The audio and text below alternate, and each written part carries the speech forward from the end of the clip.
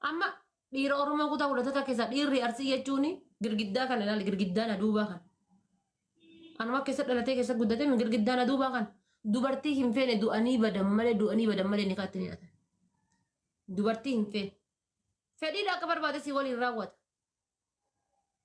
fedhii akka barbaade si waliin raawwata waan barbaade si waliin dalaga gara fedhiititti garuu dubartii hin feene tabaruuf hundura kan keessa hin feene afaanuma mi'eeffate afaanuma kanarra damma dibateetiin akkas hin jenne xiyyiitiin afaanuma damma dibatee si wajji jiraatee maculee kan keessi fixee si biraa si waliin deema malee kaansarii si ta'ee si biraa deema malee bultii ittiin ijaara.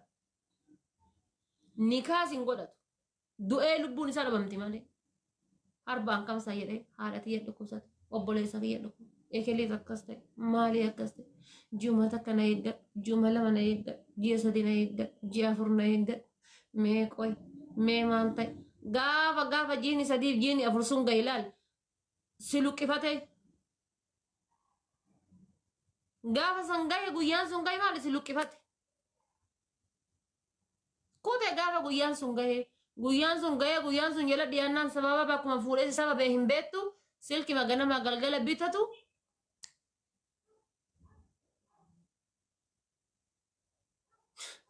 inna gubatti bariin jenne silki maganama galgala bitatu silki maganama galgala sitti dabalu san yoo kakara guyyaa sadi si bilbilu baay'ee dhiirri gaafa si quuftu jechuudha gaafa si quufte jennaan maal godhseeta miseejii kan kee ganama halkan ta'e barreessiteef ganama akka lafaa ka'een seenee lubbuu xiyya maalii akkam jirta fayyaadha kan akka jirtaarra nyaattee dhuddee akkam maalirra jirta si barreessa. Gaafa jalqaba jechuudha yeroo ho'aa jaalala oovarii si qabu san si malee tabiraan qabne san jechuudha. Si barreessa. Booda achii ka'a.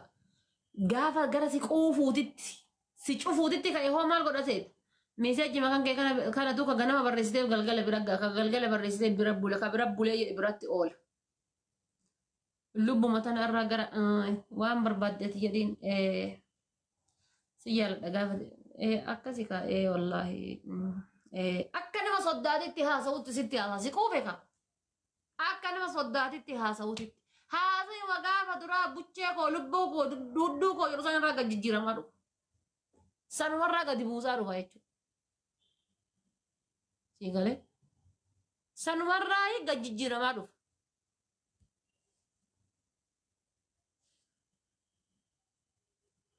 Kottu andoo alam jaartii tante si jala xabbasee miti.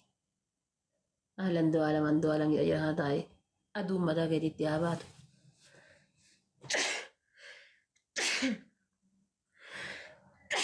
Kosi andoo alam dubartii raggoota maal jaartii tante si jala dheeree andoo alam fasaan si ajaa qaar andoo alam dubartii irratti akkas andoo alam jaartii tante si jala wanna jedhe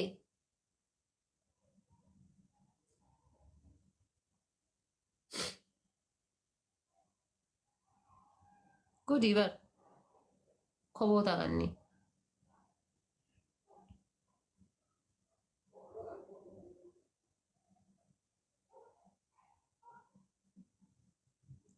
waan nuti biraankii kan keessa laalee dabbaa kan kee dhiira moo dubartiidha akkana jedhu isiniif galee kanaaf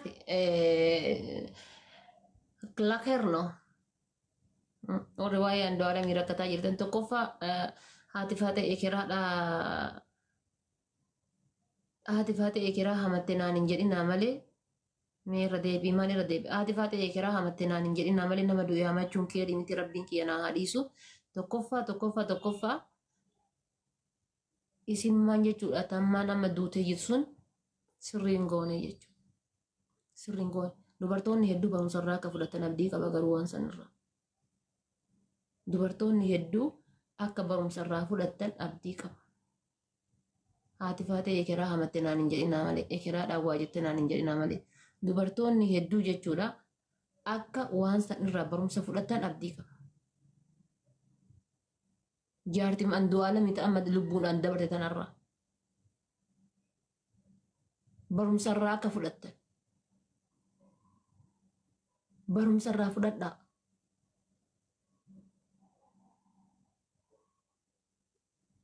برم سرا فلت سرت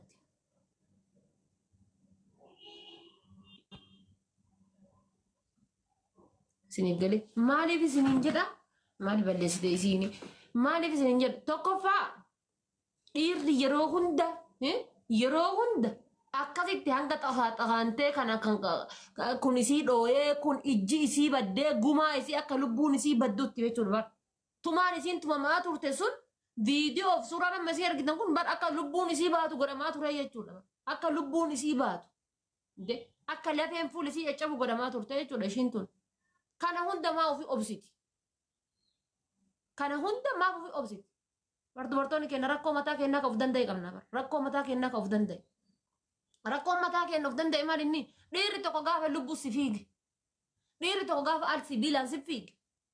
Dhiirri tokko gaafa haada si godhee si fannisuudhaaf si gottooti. Dhiirri tokko gaafa akka ati hin kaane akka ati hin duune si godhe zooroo lubbuu kan kee baasuun waan hafuu miti jechuudha. Zooroo lubbuun kan kee. Fedhu Andu'aalam ta'a, fedhu kabiraa ta'a, fedhu kabiraa ta'a. Waysa namni biroo tume intala san. Way namni biroo akkas godhe. Mee fakkeenyaaf ishii matana jechuudha. Way ofii akkas of goote. Ma way dubartiin akkasii way akkas isii goote. Walumaa galatti Andu'aalaminis ta'a, kabiraatis ta'a kan akkas isii godheetiin jedhe isiif rabbitu beeka harkuma dhiiraatiin akkas ta'aa turte jechuudha. Isiniif galee harkuma dhiiraatiin akkas ta'aa turte. Haa innis aaree dhahu harkuma isaatiin harkuma dhiiraatiin akkas ta'aa turte. Malee way dubartiin akkas isii goote jettanii yaaddan hin goone habiibti. Hin goone jechuudha. Dubartiin akkas isii hin goone. Barumsa fudhachuu qabanii dhiira akkanaa bira galgaleeffachuun hin taatu. Inshaallaan dahaba irraa naa galchuu. Lubbuu kan kee wanni sii caalu hin jiru. Yani wani iddoo gongorsiisan takka hin jiru. Wani iddoo gongorsiisan takka hin jiru. Wani iddoo gongoru takka hin jiru.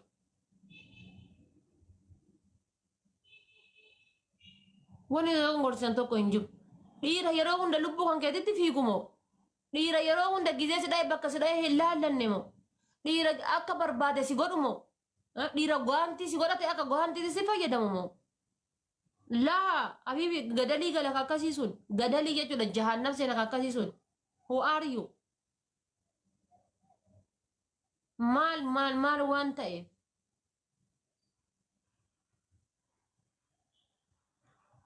Inshaallah beekamtiin isaa maal na fayyada? Qabeenyi isaa maal na fayyada? Gaafa inni lubbuuti yaseef naaf hin goone jechuudha. Gaafa akka barbaaden na dhiite, gaafa akka barbaaden narra deeme, gaafa dhugee galee narra deeme. Gaafa dhugee galee narra deeme, gaafa akka barbaade na godhe, gaafa akka barbaadetti na miice, gaafa akka barbaadetti narra deeme. Maal na fayyada habiibi? Jahannab hin seenu, jahannab qarbii qotatee hin seenu. Maal ati hoo gowwittiin jechuudha? Ati hoo fayyaaletti dhiira akkasii jalateetu tan akkam? Akka diinaatitti yoo si qabe akka bofaatitti boksiidhaan maaliidhaan kaaniin dhiitichoo maaliidhaan akka waan nama hattuu qabeetitti akkasii si xafattafu dhiira akkasii jala warri teettanoo hanga sadarkaa lubbuun teessan baatu eegdan. Yaasitu aaree lubbuu balleessa yaa isatu lubbuu si balleessa. Dhiira akkasii jala maaf teettan? Mee wanumaan dhiira akkasii jala teettan maalinni? Isa bicharra raafatee qabama maalinni? Dubartiin gariin dhugaa rabbii isiniin jedhu dhugaa rabbii wallaahi billaahi dhibba keessaa paarsentii 95 wani lubbuu teessan balleessu lubbuu teessan gaaga'amarraan gahu lubbuu teessan balleessu lubbuu teessan gaaga'amu hinaaffaa isii bira taa'ee uf qaalessuuf jedhee tabiraa jalaan jala isii bira taa'ee dubartoota faarsa isii bira bakka ani yoo dhiisee biraa deeme isiitutti heerumaaf lubbuu ofii dhabdi. Zooroo eegati lubbuun kan kee darbee jedhee booda inni tabiraa fuudhu waan oolle jechuudha. Tanteetti jaarsa dhabdee dubartii jaarsa jalaa hin baasini korkoraata akka kan keetii qamashee akka kan keetii malitti godhattee haati faatee gara. Jaldeessa akka kan keetii kanarraa dubbataara jaldeessa akka kan keetii kana jalan taa'inaa jedhaa jira. Jaldeessa akka kan keetii farshaamii akka kan keetii kana jala hin taa'inaa jedhaa jira. Kamaqaaf dhiiraa jechuudha. luka lamaan bichaa ta'e basan bichaa qabdaa fi dhiira jedhamtee deemtu jechuudha. Argite ka buddeenni afaan banu qotiyyoo akka kan keetii kana jalan taa'inaa jedhaara malee dhiira hundaa miti kan dubartii kabajaa qabu jira kan siraa hojjetee itti galu jira. Anka jedhaa jiru akkam ka akka kan keetii kana jaldeessa akka kan keetii kana jechuudha. Qambaruu akka kan keetii kana jala hin taa'inaa gowwaa jala hin taa'inaa dabeessa gowwaa jechuudha. Injiraa miti kan bibbitii isaatu hin aadan. Isa kana jala hin taa'inaa jedhaa jira.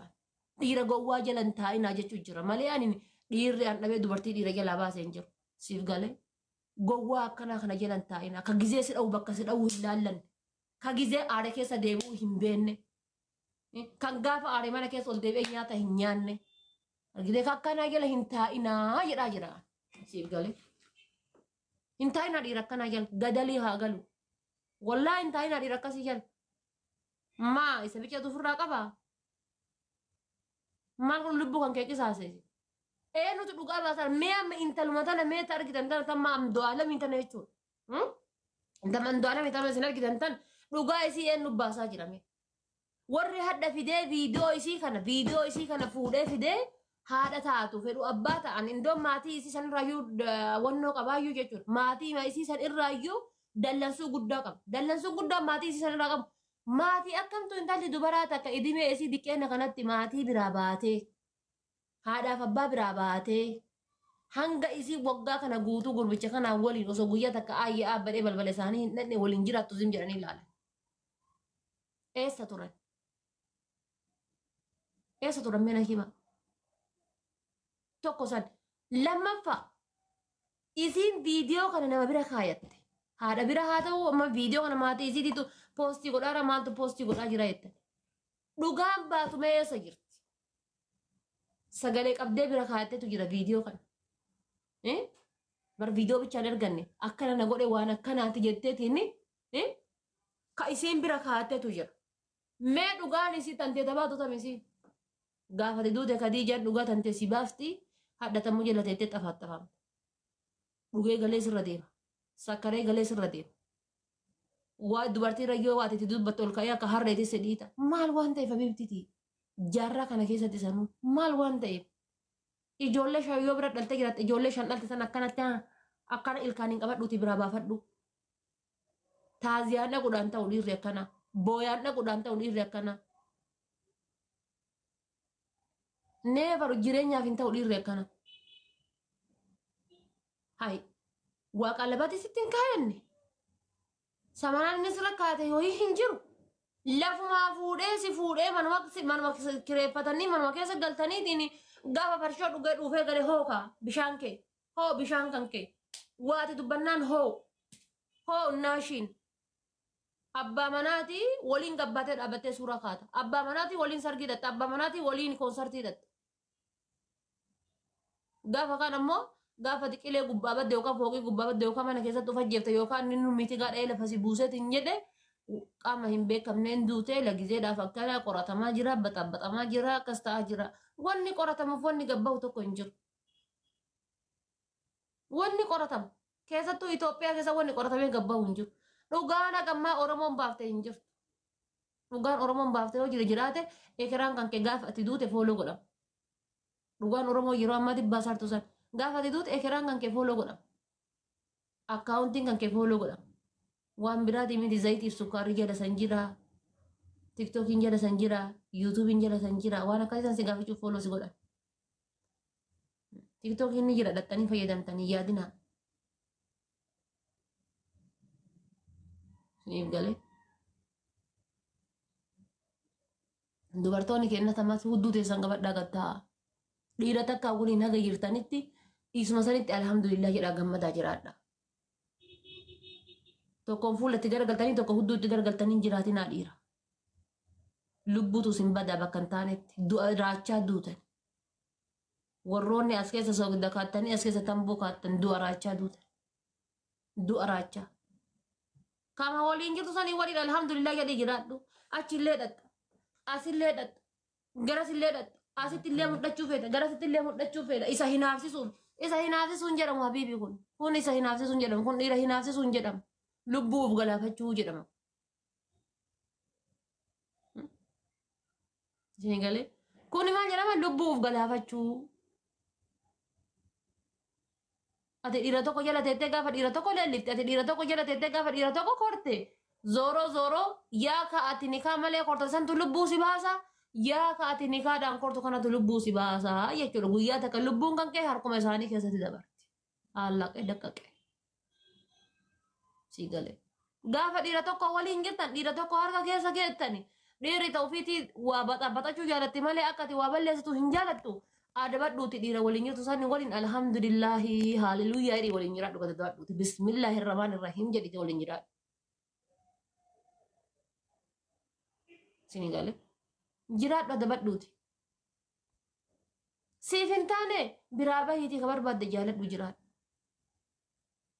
ammas dhiira tokko hinaasisuudhaaf jettee hiriyootuma isaa dhiira hinaasisuuf jettee hiriyootuma isaa habibti keezii kan kee beeka paatarni silkii kan keetii beeka kabajaa siin qabu wannummaa ati abdallaan hinaasisuuf gammadaa jaalattuuf tokko hin jiru hinaaffaa bultii keessatti illiki bultii keessatti hinaaffaadhaa fi illikiin inuman taatu bultii keessatti hinaaffaa fi illikiin bultii keessatti inuman taatu wanni kun bultii kan keeti waan ta'eef hinaaffaa fi illikiin bultii keessatti zeeroo si kaaftee jechuudha kiiloo zeeroo kaaftaa jechuudha hinaaffaa fi illikii isa hinaafsiftii hiriyaa isaa jaalatte keezii isii beekaa sunillee hudduma siqoota gaafa kaanillee isaa waliinuu akkana gaafa kaane wal dhabde isaa waliinuu akkana turte isaa waliinuu osoo jirtu na janaajjante isaa waliinuu osoo jirtu na jala dhufte isaa waliinuu osoo jirtu gaafa duraatu akkas na jala turte isaa waliin osoo jirtu gaafa duraayyuu akkana naan jette anaa waliin illee osoo jirtu akkasi si dhamanu jechuudha odoo si dhamaniin qarbi galtaati osoo inni guyyaa takka si dhamaniin qarbi galta osoo dhiira tokko waliin jirtu gaafa dhiira takka jala deemu gaafa deemtee hicciitii kaanii waliin dabarsite kaanitti himatte oduma inni si dhamaniin qarbi galtaati yeroo hundaa osuma sansisee ubi qarbi galta jireenya addunyaa tanaarraa osoo guyyaa takka gammachuudhaan hin jiraan wannummaa dhiira takka gaafa wal dhabdan dhiira dhufa qoo jedheetumaan shartatta biibititi shartatte shartat aniif inni walitti hin deebinuu jechuudha hayi waa abbaa manaati miti kun akkam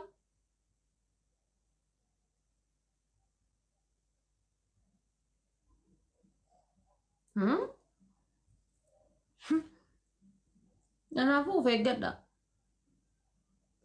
keessattuu amma gara arsii kanatti fa'a inshaallah arsii keessatti arsiitti hin heerumu inshaallah yaa rabbii kiyyaati jaarsaa jaartii sireetu araarsaa ka inshaallah ijji kuna kana keessaa bahe kan gorfatumaaf akkana si godhe boona ka welkaam